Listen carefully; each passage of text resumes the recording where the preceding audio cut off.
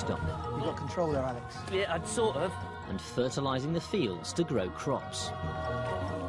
For this, they must make deadly quicklime. Wow. There's no going back now. A hazardous but essential job. Oh dear, this is killing me. On the Edwardian farm.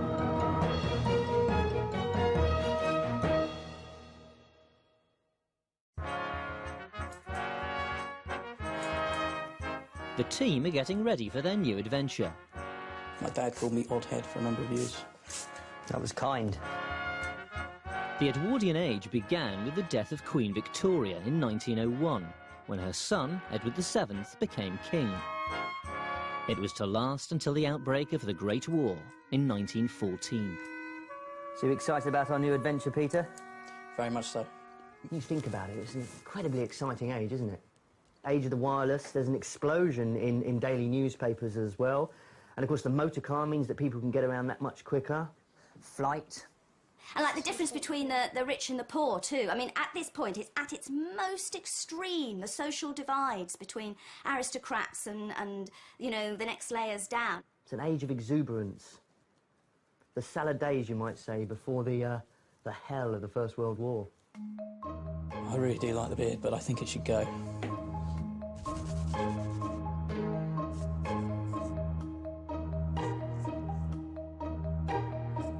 I never realised how handsome you were, Peter.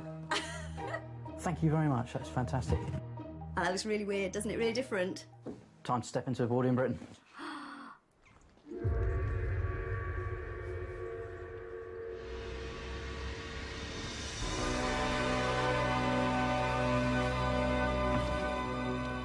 The River Tamar, the border between Devon and Cornwall.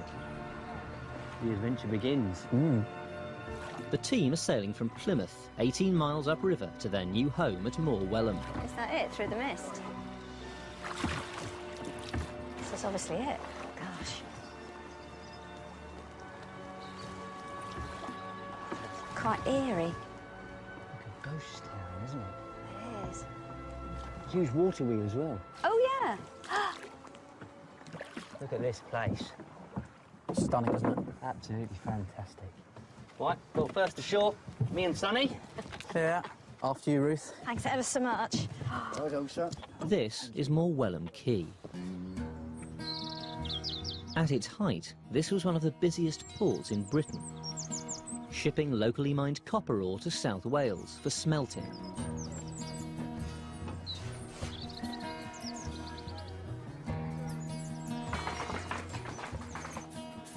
Welcome to Moor Welham. Pleased to meet you. Anthony Powers will be their land agent for the year. Nice to meet you. Pleasant journey?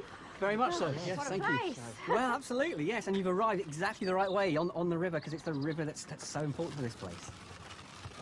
It was a way of getting out all the minerals that are mined around here, because this is a hugely important mining district. Ships are going up and down here, carrying all sorts of goods, copper, tin, arsenic, lead, limestone, all sorts of things going up and down this Really river. heavy So it's, stuff. Really heavy stuff, Right. yes. Yeah, yes, much easier yes. to do on a Yeah. river, isn't it? Absolutely, Than- yes. Apart from all the mining, what else was going on this site? You've got a farm, of course. I mean, really to feed the industrial workforce that was in the area. And then we've got market gardening as well, just coming in, really coming on to full steam in the Edwardian period, and they're growing cherries, strawberries, daffodils. Right, okay. Sort of cash crops, really, actually. Fantastic. And would we be expected to turn our hands to a little bit of everything? I think you would. I think it's a time where people are, maybe their traditional forms of earning a living are maybe getting slightly a bit dodgy, and so they're having to look around for other things as well. But with all these other industries aside, our core industry is going to be the farm for us. So I think Peter and I better go off and have a look at that. Have a look and see how you I'd get like on. to see where we're living, actually. Right, shall we go I and think have I'd a look? rather get that sorted out first. There's a bit of work to do there, but we'll have a look, shall we?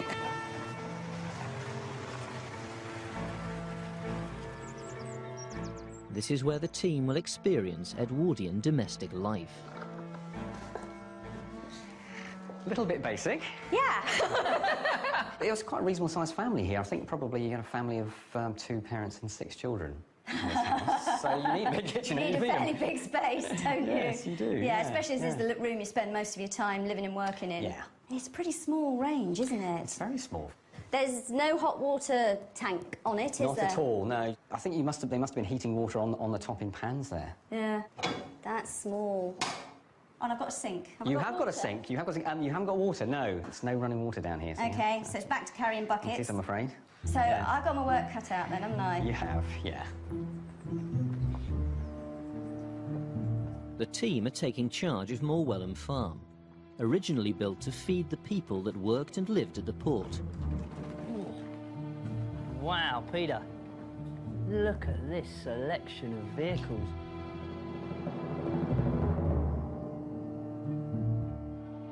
God, look at this. This water wheel once powered the farm's machinery. Big, isn't it? It's clear that farming in Devon will be different from anything they've experienced before, so they'll need local knowledge. They're calling on someone with a lifetime's farming experience, Mr. Francis Mudge. The Mudge family have farmed the land here in Devon for generations. So this is going to be our farm for the year then? Yeah, you don't look around to see the cold. The most pressing concern is working out what crops to grow. Do you think this will make a good arable field, Mr. Mudge? Oh yeah, this one is not too bad really for that sort of thing. To any crop in here, from corn, potatoes, kale, Right, mangoes, anything you like, you know. right. We were thinking of putting in a grain, either a barley or an oats, and maybe a crop of potatoes. Basically, one to thrash and one to mash. It would be better to till oats really, because you can feed your horses and that with oats, and what's left over you give your cattle and things like that. So we're looking for some oats then as our cereal crop. Yep. Peter and I are both thinking about potatoes because it was a bit of a cash crop in the period. So what about potatoes? Well, yeah, you till a few potatoes, they would grow well here, like, you know, and provided you'd have to keep your lime hot. In Devon, Edwardian farmers applied alkaline quicklime to their fields. This neutralised the acidity of the soil, caused by the granite bedrock of neighbouring Dartmoor. I mean, if we decided to kind of shortcut this and not lime the fields, what would happen to the crops? You only have half a crop, you wouldn't have a very good crop. How much lime do you think we'll need for this field? Well, I always say you will put about 2 tons of the acre on it now. Right, well, we're probably looking at up to about 10 tonne here if we go for the whole field, but I don't know, anywhere between 5 and 6 tonne maybe if we do 2/3, half. You do all that, and you should have good luck with your crops and everything else, like, you know. That, OK then, we'll get to it then. Find ourselves some lime, Peter. Yeah. This is a huge challenge. To successfully grow crops, Alex and Peter must find a way of making 10 tonnes of quicklime fertiliser. At the cottage, Ruth's already busy. The Edwardian way of scrubbing the floor is quite precise. Instead of just sploshing water everywhere, you work square by square. So each square is scrubbed wet and dried off, rinsed and re-scrubbed and dried off before you move on to the next square. It's been a while since this was done. Look at the filth coming up. What it means is that I can maintain me and my clothes reasonably clean, because it means I'm not swimming about, kneeling down in a whole load of water all the time.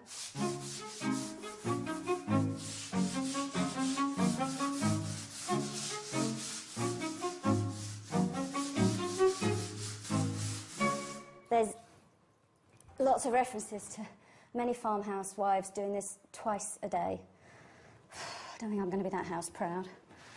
Once will do plenty. Right, that's that done. Where should we put this? Yeah, over this way, yeah. This will do fine, won't it? We can always move it.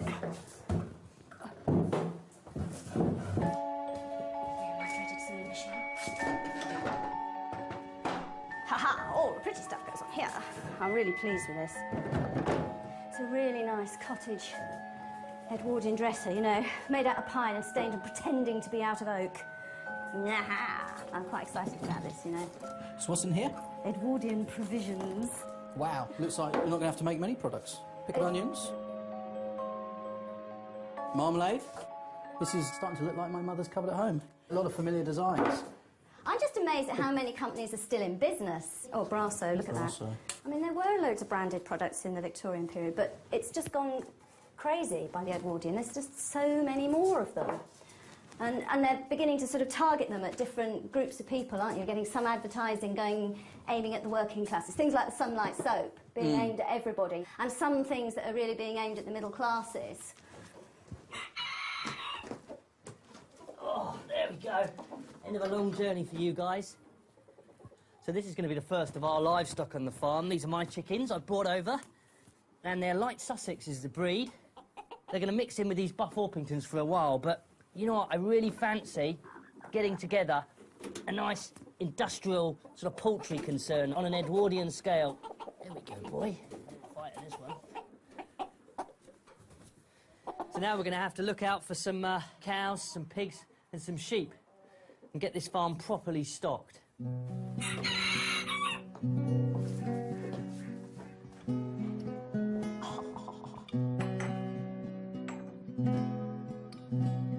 Well, this is home for a year. It's looking nice. Yeah, it is, isn't it?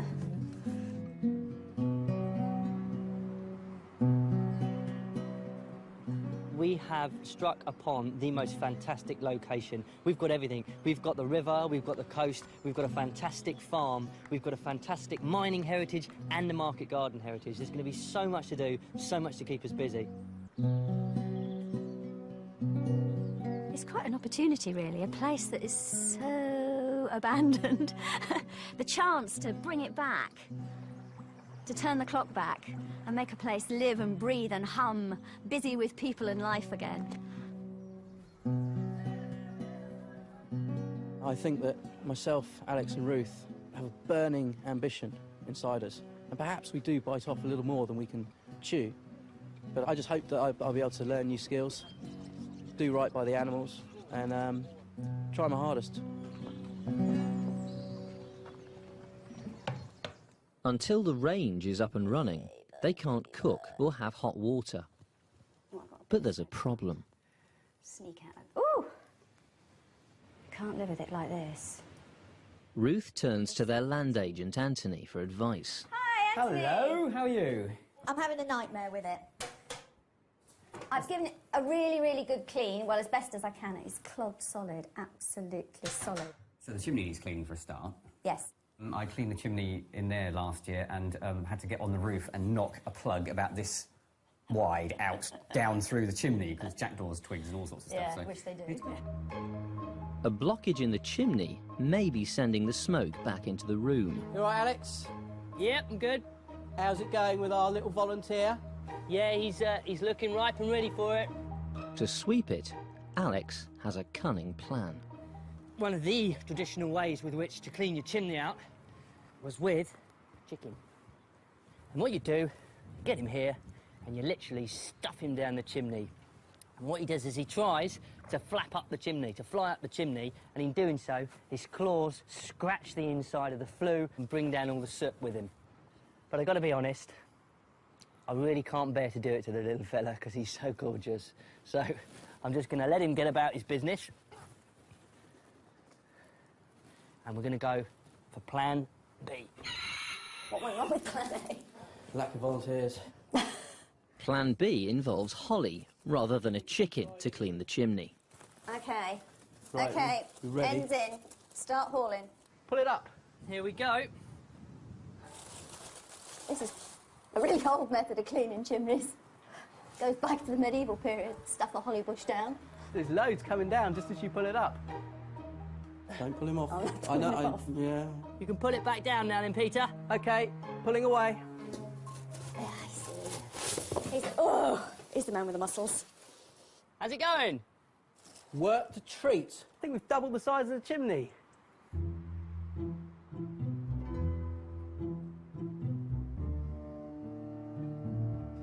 At the farm, the most pressing concern is neutralising the acidic soil with quicklime. 10 tons of it. Quicklime was a wonder material of the Edwardian age. Not only was it used in farming, but it was the basis of cement and plaster. It's made by heating limestone, essentially chalk, to over 900 degrees in a kiln. Our first bit of lime. Something almost every Edwardian town would have had. These are the raw materials for our lime burn. We've got the limestone here and the coal. all brought in by barge, most effective way to bring it in. So now we've got the raw materials piece, and we just have to find ourselves a kiln. Yeah.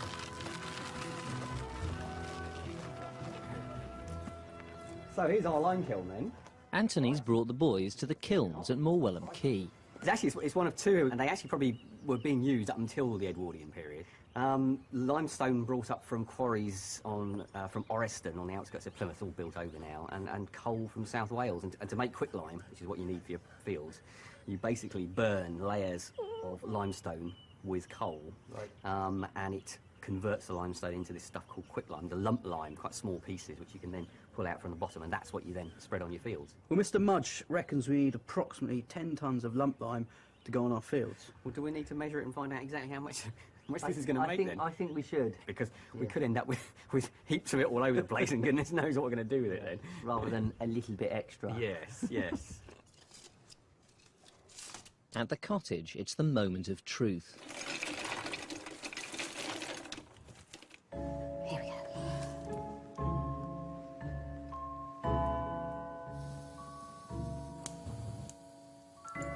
That's it. Crackle, baby, crackle.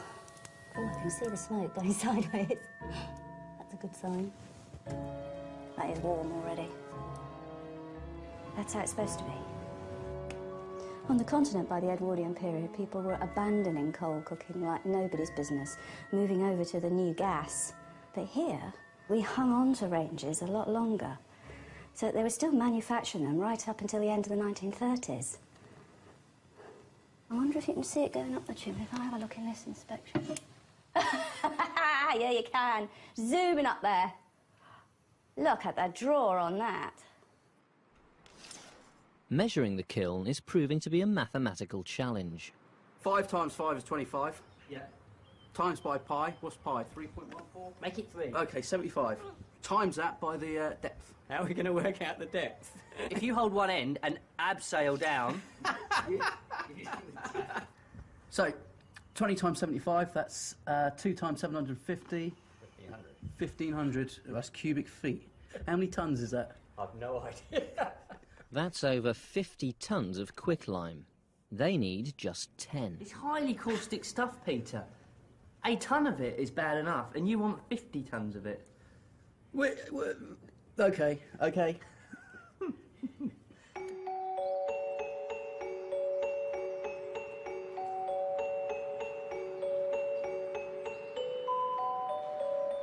It's the end of the first week on the Edwardian farm, and already the challenges are mounting up.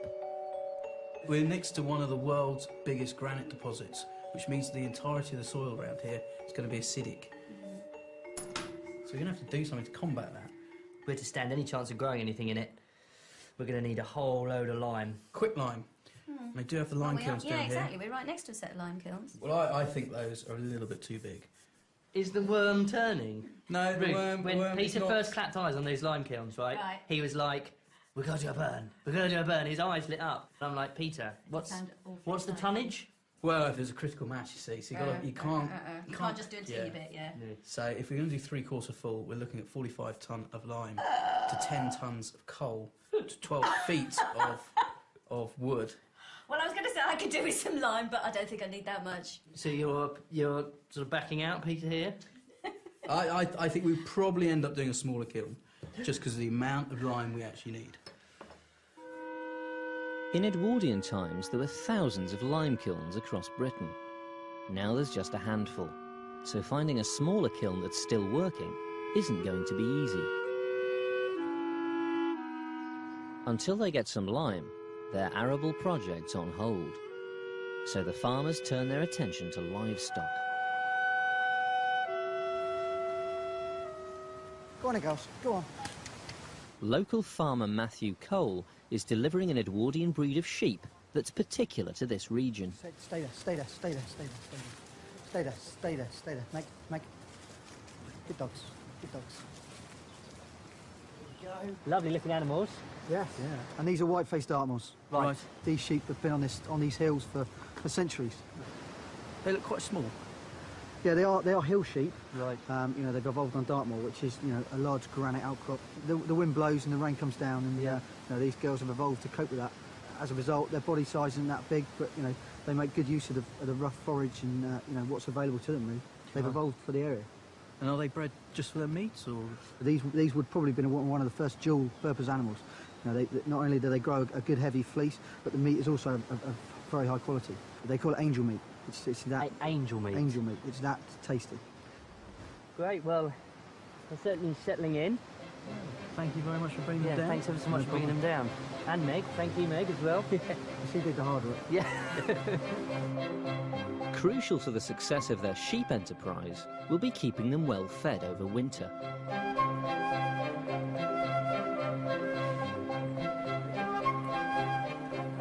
In Edwardian times, this river was the only way to deliver heavy cargo into Moor Wellham, deep in the Tamar Valley.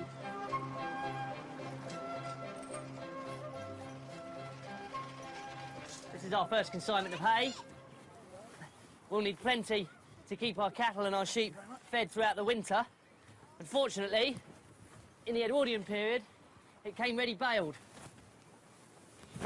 So we've got a nice empty hay loft to get filled up, and we should nearly be there for our winter feed.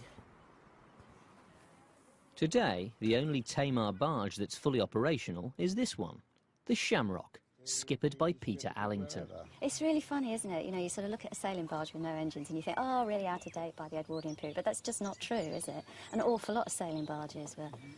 Yes, I think the barge skipper relied on three things: wind power, muscle power and tidal power, or probably a combination of several of them. You know, I mean, apart from the railway, which of course is several miles that way, getting anything in or out of this valley, this is really the only way to do it, isn't it? Particularly with any bulk cargo. Yeah. If you're talking of Moor Wellham, people immediately think of copper ore. Yeah. But you could have barges bringing in coal. Some of the coasting schooners that came up here, you know, they came from as far away as Russia with timber, so... Yeah, that's an interesting thought too, isn't it? This is an international link. Yes, yeah, this is not some little backwater. This is really connected.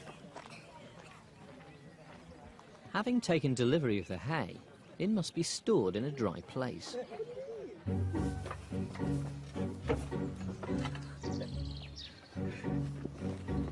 Climb up gently.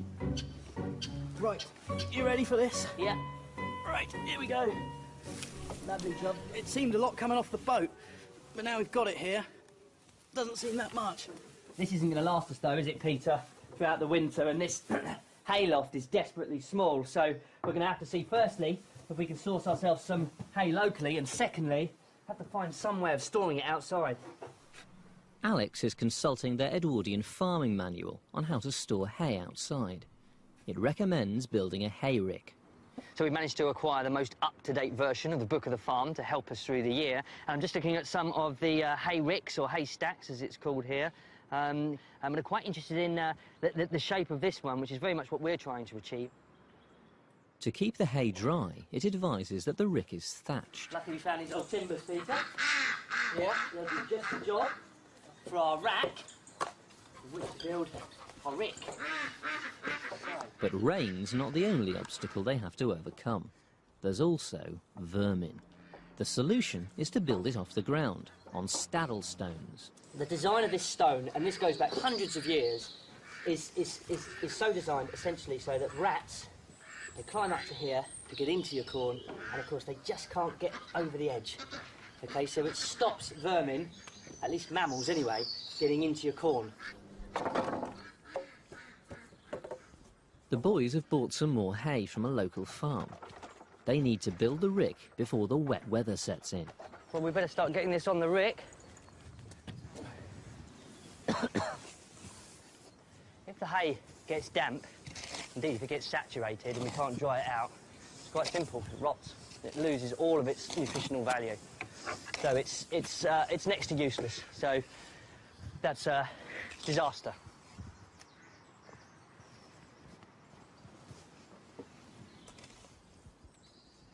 This is going to be like the best part of a week's work, if not more. Yeah, but it's going to feed our livestock for how long? Several months? It's going to be worth it in the end, Alex. As well as hay, the livestock will also need grain.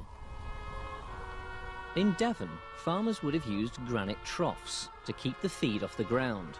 and prevent it being contaminated by animal excrement. In Edwardian times, they were hand-carved by the inmates of Dartmoor prison. Peter's come to see stonemason Ian Piper at a quarry on Bodmin Moor. Hello, Peter. Hi, Ian. How are you? Nice to meet you. You too. You too. Keeping all right? Very well, thank you. The first job is to choose a suitable piece of granite. I mean, you didn't want it too large, did you? No, not too large. So I mean, what we're going to have to do, we're going to have to Put it that way. cut it down through there. So we're going to drill holes right around there and down that side and split it down. Ian's using an Edwardian pneumatic crane to lift the granite block from the quarry. It's a tense moment. This crane hasn't been used in half a century.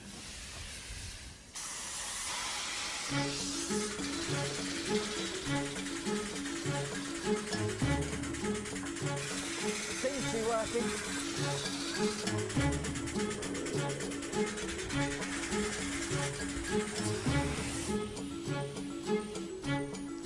Now the stone must be cut down to size. And this is one of the hardest rocks in the world, and it is one of the most amazing building materials. But there is a grain in it, so you can't just chop it any way. It's going to be quite interesting to see how they do this. Granite is cut by drilling a series of holes, by hand. This is the hand drill. This is the hand drill. Right. You think that's all they had to do it with? Like they had to drill holes around like that by hand. How far does that have to go in? You want to go down about 3.5, 4 inches. 3.5, 4 inches. It's a fair old way. Yeah. Imagine coming to work and having to do that all day long. Yeah, I know. The chaps doing that all day long. Yeah. Hard life. They were hard men, there's no doubt about it. I reckon you should give them a break. It's time for Peter to try his hand at drilling granite.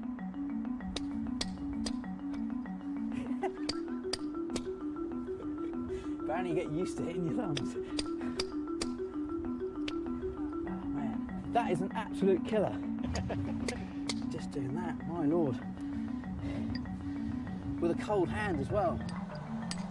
With the professionals back on the job within an hour, the holes are drilled. Now the stone can be split. That's what we call the plugs and feathers. Plugs and feathers. So obviously as you drive those, it'll split the stone out. You just keep hitting them. Yeah, one after the other. Yeah. This is the most critical part of the whole procedure. A clean break is essential, but they've got one chance to get it right. That's it. He's gone down there. Fingers crossed. Yeah, fingers crossed. Yeah, that's excellent. With the granite block cut to size now, they can hollow it out to make the trough. It's a job that will take days. Do you reckon a sort of farmer would have been able to split his own granite stone? No. No. Farmers we know in Bow to do it. All right for milking a cow, but not splitting granite.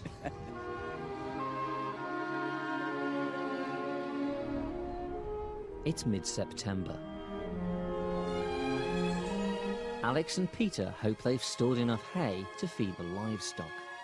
They must ensure it's kept dry all winter.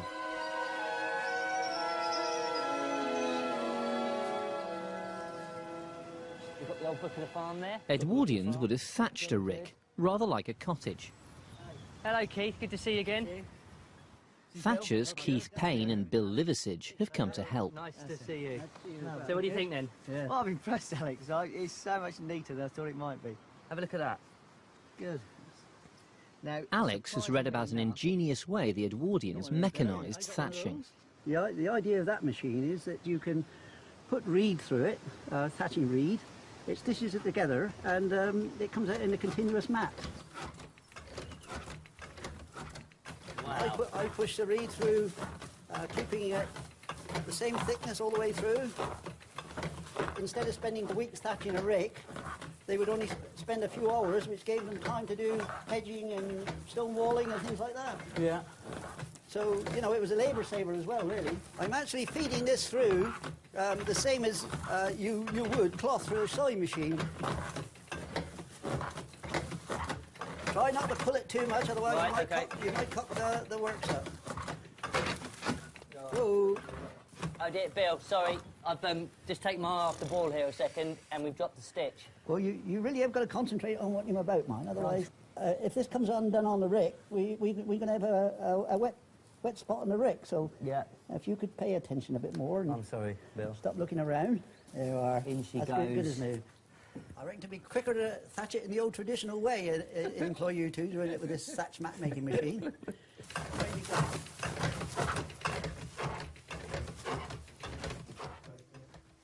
Back, and then stop, and then cut. Cut there. Tap. Ruth's daughter Eve is visiting and helping to make the cottage more homely. Next one. So we're making a rag rug, or we're trying to make a rag rug to the floor. The floors are pretty hard in here. You start the base, there's a sack, it's a Hessian sack. And then it's whatever bits of old fabric you've got, and you're better off with nice warm wool because that's going to be warmer underfoot. I mean, they cost absolutely nothing, rag rugs. Nobody's going to miss an old sack. And it just makes the whole kitchen feel warm and comfortable and homely. And it saves scrubbing the floor. I'm getting so good at this. Da, da, da, da, da, da. Actually feels like a rug now as well. Yeah. Well, just carry on, dear. Cheers, Mum. Here's the end.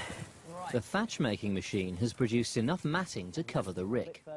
Now the tricky part, attaching it. Right, with these pegs, Alex, we want 2 along this edge, OK? In here and in there, yeah? I'm going to twist them in the middle, so they become like a grip. Yeah. Double twist. Nice and soft on your hands, then. Yeah. Points upwards, OK? Then it doesn't course water into the middle of the stack. Sort of coming in like that, Coming on that top string and try catch that string with the first one. Yeah, nice like that. uphill, yes. Going uphill. Yeah, drive them in with your hands. Drive them in there like that. Lovely. And then give them the last tap.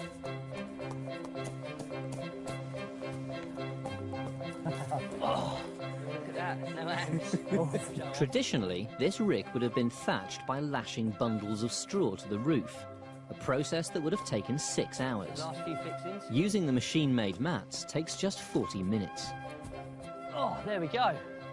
One waterproof rick. Good job. Well, lads, you've done an excellent job. I'm sure it'll be waterproof. Well, let's hope so. Just one little thing that I think you ought to be wary of when you uncover it and feed it to the animals in the winter. Right.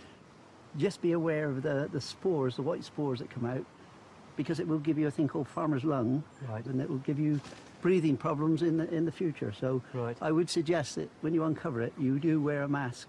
Mm. But other than that, I'm sure it will stay nice and dry, and the animals will appreciate it in the winter, the hard work you put into it.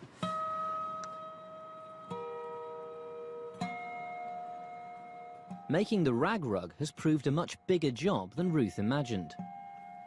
I'm almost there. I'm so close. The amount of fabric that's used in the end is, well, it's huge actually. I think, frankly, it would equate to about 3 double blankets.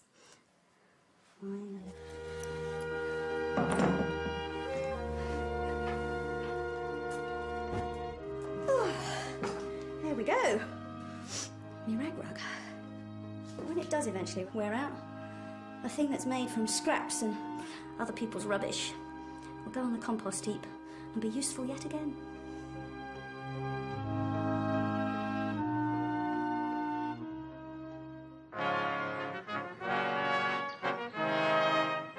The ewes have settled into life on the farm, but to rear lambs, they'll need a ram. Matthew Cole has returned to Morwellum with a present for the boys. Good to see you again, Matthew. And you? Who's this? This is Cyril. Cyril. Oh, yes, fantastic. That's what a ram should look like, Peter. Yeah. Probably 4 or 5 years old. His horns are like the rings on a tree. You see Right. how old he is. What's he going to give us in terms of the offspring? His offspring are going to be your next crop, if you like, Right. in terms of lambs. So you're looking for a good broad body right back through, and you're looking for, back through here, you've got all your chops. Yeah. You've got your 2 shoulders, you want plenty of meat there. Yeah. And then you've got your 2 expensive legs, your legs of lamb at the back. That really is the sort of money That's end, the isn't money it? end. In order to tell the thickness of the skin on a sheep, which tells you how hard he is, you just feel his ear and you feel how thick it is. You know, that's proper leathery, proper thick. The thickness of that ear, basically, that's going to tell you how thick the skin is. That's right. And that'll give you a representation of how hard, well he's going to resist the weather. Well, I think he's quite eager by the looks of it. Yes, so he is. Yeah, he's sooner we making get my him arms ache. Okay, let's get him out there. You've got control there, Alex. Yeah, I'd sort of. hold him there. Don't let the dog see the rabbit. Right. Ready to send him Nice in? time. Okay then. Go on, chap. Go on, Cyril. There we are. There's no messing, is there? Oh, no. Well, there we go. You'll notice him walk around behind him. If she stands still, Yeah. it's game on. Doesn't look as if any of them are actually ready at the moment. They might be a bit camera shy. They might be, yeah. All right, Matthew. Well, thanks ever so much for bringing Cyril down. No problem at all. We'll keep you posted on developments. Yeah, well, I look forward to see how he gets on. You know, it'd be nice to see his offspring.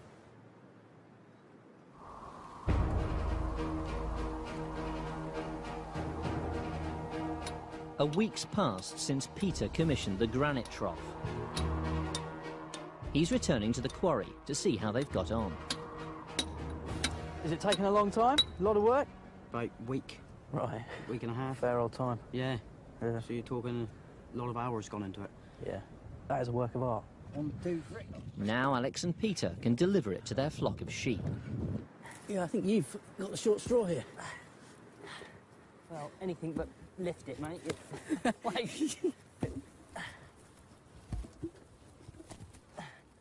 So, what do you think of the trough then? Well, I have to admit, when I first saw it, I thought, that sort of trough, Peter, that's a bird bath. But in fact, it's heavier than me, so I'm already learning to respect it. Now, we could just put the feed on the ground. The danger with putting hard feed on the ground is that they come into contact with their own droppings, and the droppings can carry worms. The worms get inside the stomach, start eating the food away, and then your animals will basically become emaciated, and with winter setting in, they'll die. So the trough is critical for hard feeding. Woo! There we go. Fantastic.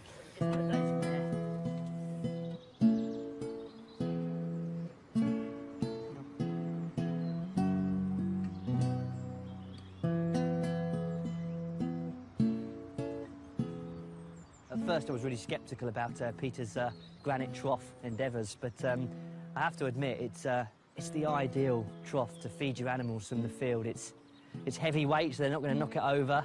It's going to be there for decades. So yeah, all in all, I think that was a good idea.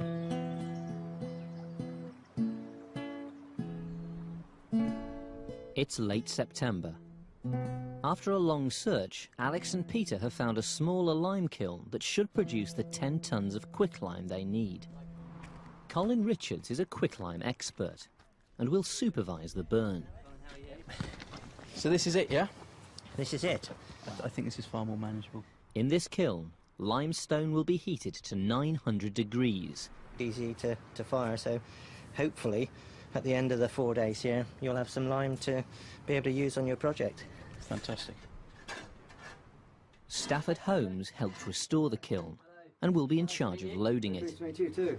Well, these are certainly in much better condition, these kilns, than the ones we've got down in Morwellham. Well, they should be. They've been very carefully repaired. When were these kilns in operation? The last time they were burnt continuously was probably around the 1950s. So this is limestone, and we need to turn this into quicklime. That's right. And how do we do that?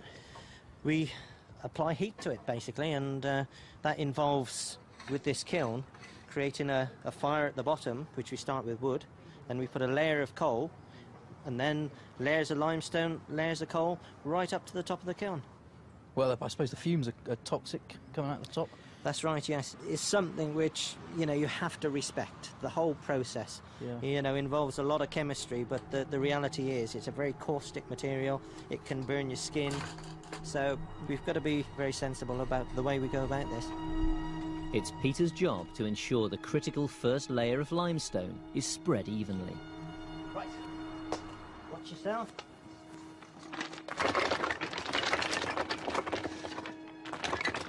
It's looking good. Next, a layer of coal.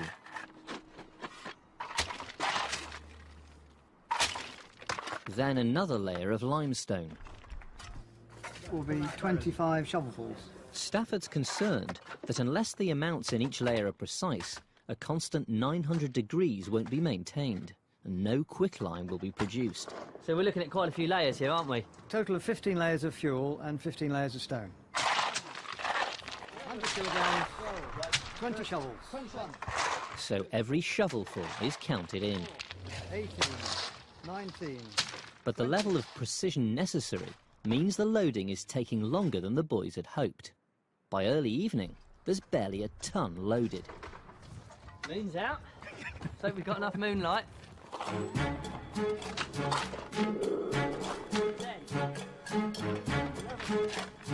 It's late, and the kiln's barely half full. Loading it by hand is taking its toll. 28. 30. Oh no, stop! 31. What do I do? He's becoming delirious. 33. Doing this completely by hand has given us a real insight into what it must have been like to load these things. I mean, they would have had trains delivering the materials here, but I wouldn't have been surprised if these had to be stacked in this way, that it would have been a man with a shovel doing all this work. After 18 hours of shoveling, 12 tons of limestone and 3 tons of coal have been loaded. There we go. That's it all in. Finally, it's time to light the You kiln. ready for an ember, yeah? Where do you want it? Just here? Yeah. Paper, yeah, just get the paper going.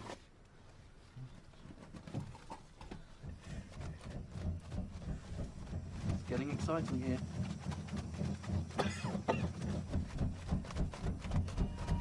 And it's starting to go.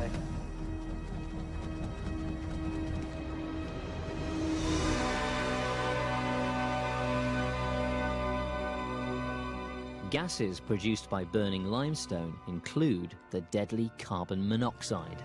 Wow. There's no going back now. It's as if somebody down below is stoking some... Hellfire. Yeah, some hellfire, some mysterious brew, really, isn't it? During the 19th and early part of the century, when there was a lot of rural poverty around, people who were on the road would come and sort of sleep around the kilns. And if the carbon monoxide rendered them unconscious, and they turned over, rolled into the furnace, there was no way back. They were roasted alive. Now they must take it in turns to keep watch on the lime kiln for 3 days and 3 nights.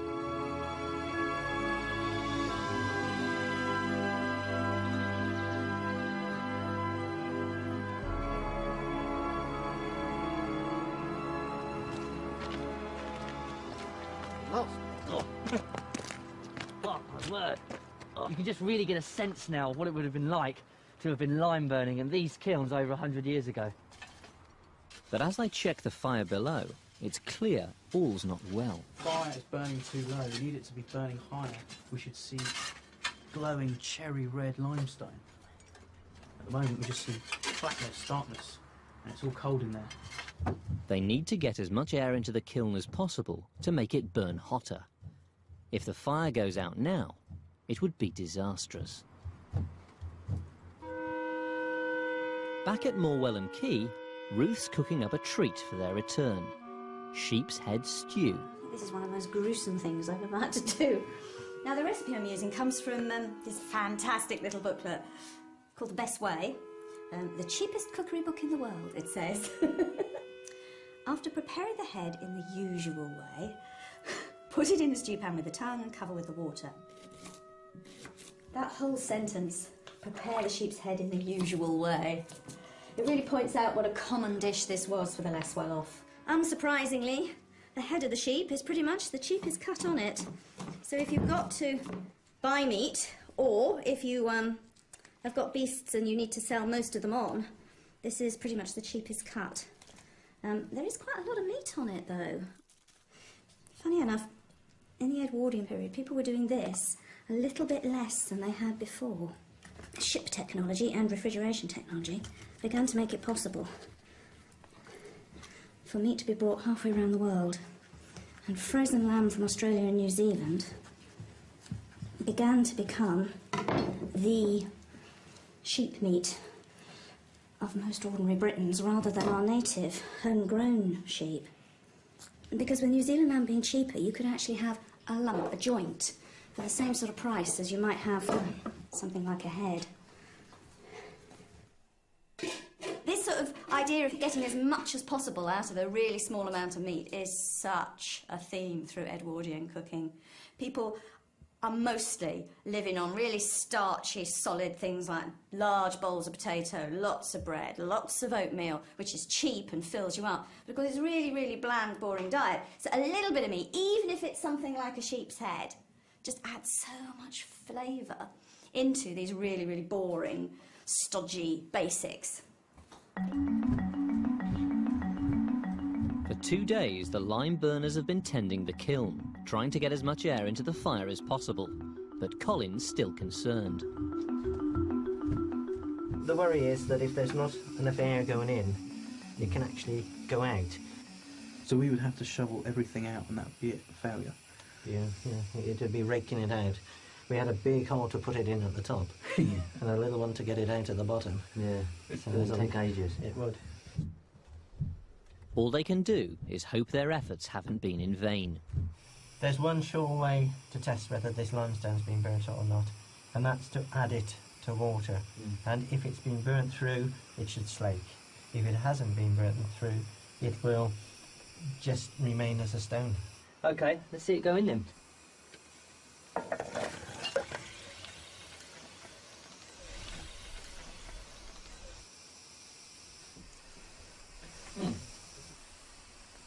Not a lot going on there, is there?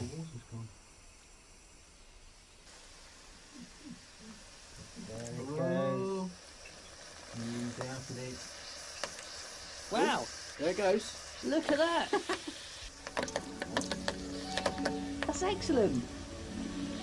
It's amazing. That's the transformation from limestone to quicklime to lime putty, which is what we're after. And if the rest of the kiln's like that, then we're in business. It's the 3rd day of the burn, and all the limestone should have turned into quicklime. Now the dangerous part, unloading the kiln. Quicklime dust reacts violently with moisture, so if it touches skin or is inhaled, it will burn. Time for some Edwardian health and safety. As I am likely to sweat an awful lot whilst doing this because of the heat of the kiln and just the physical activity, I've made myself some protective gear. So I have my hood. People will laugh, but I think I shall have the last laugh. I even made myself some mittens. Long sleeve numbers. Oh. I've got an apron here. I'm going all out for this. Can't see a thing. Last thing, goggles. If I say goggles, they're more like shades. There we go. I'm ready to deal with the quicklime. Let me take these off so I can see. You look like a giant teddy bear. Right, well, with all that gear then, I suppose you should be the one that's right in at the stoke hole, yeah? Yeah, the coal face. The burn should have produced 10 tons of quicklime, all of which must be unloaded by hand. It truly is an awful job. The mesh is used to separate the quality quicklime from the spoil. Ah, this is killing me. Probably quite literally. Right. So here we go, it's the final process of the day. This highly caustic substance is going into our barrel, and then we can get this back to the farm, but it's an absolute joy to have got so far. Here we have it, caustic lime. It's what we came for, and it's what we're going to come away with. After 3 days of back-breaking work, they've produced 10 tons of quicklime. Now they must get it onto the field. Dead all the way. This is what it's all about. This is why we did the lime burn, to get this on the fields. Stand still. Whoa, wait, steady. Whoa, steady. Steady, boy. Whoa! It's been a long few days. Stand there, boy. But it seems that this fella's as new to lime spreading as we are. That's it. Hey, steady. In Edwardian Devon, It was often part of a tenant farmer's contract to lime his fields to neutralise the acidic soil. This really does kick-start our arable project. We're getting the fertiliser on, this will start slaking, we'll work it into the ground, and then all of this lime will invigorate the organic matter in the soil and create that fertility that we'll need to grow our crops. Whoa, stand there. Just easy, easy, easy. It's all right, it's good. Rain's on the way, so they've got to work fast to avoid disaster. This is going to start slaking in the back of our tip cart, which means the tip cart might catch on fire. There are accounts of these wagons full of quicklime, caught in the rain like this, whoosh.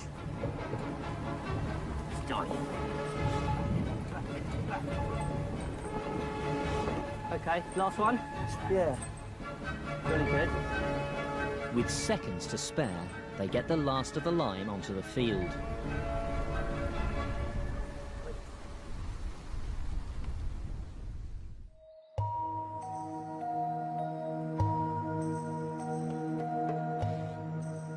The exhausted boys have returned to the cottage. It's a chance to catch up with Ruth over the sheephead stew. How'd it go? Very well, thank you. Very well, actually. Remarkably well. I have to say, Ruth, your rug looks tasty, but I'm not so sure about that. I'm not normally queasy about food, but I've got to say...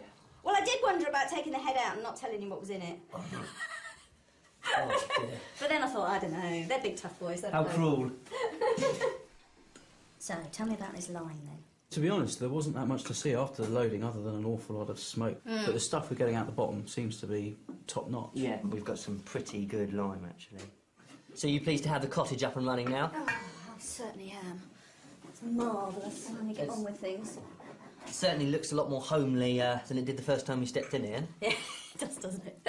Nice and warm as well, actually. That range is really kicking out. Yeah, I can feel that there. I can feel that heat out on my hand. It's pretty good.